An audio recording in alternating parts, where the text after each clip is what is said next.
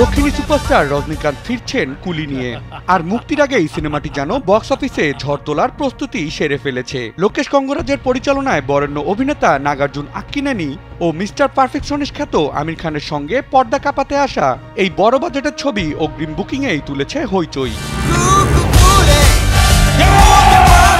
সিনেমাটি প্রেক্ষাগৃহে মুক্তির আগেই খরচের ৬৬% লগ্নি উঠে এসেছে নির্মাতাদের হাতে।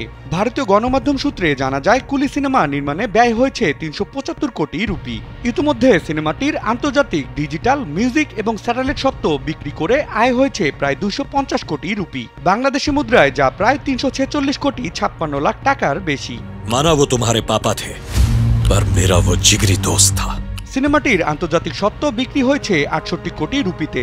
লোকেশ কঙ্গরাজ পরিচালিত এই সিনেমায় তামিল চলচ্চিত্রের ইতিহাসে দ্বিতীয় বৃহত্তম চুক্তি হিসেবে জায়গা করে নিয়েছে। অ্যাকশন থ্রিলার ঘরানার এই সিনেমায় দেবা চরিত্রে অভিনয় করেছেন রজনীকান্ত। এছাড়া এই সিনেমায় অন্যান্য চরিত্রে অভিনয় করেছেন উপেন্দ্র, শ্রুতি হাসান, সত্যরাজ, রচিতারাম, কালী ভেঙ্কট প্রমুখ। সিনেমাটিতে মনিকা শিরোনামের আইটেম গানে পারফর্ম করে নজর কেড়েছেন পূজা হেগড়ে। রজনীকান্তের সিনেমা ক্যারিয়ারে ৫০ বছর পূর্তিতে মুক্তির অপেক্ষায় থাকা অ্যাকশন থ্রিলার ঘরানার এই সিনেমাটি আগামী ১৪ আগস্ট একাধারে তামিল, তেলুগু, হিন্দি ও কন্নড় ভাষায় মুক্তি পাবে। বিনোদন ডেস্ক, কালবেলা।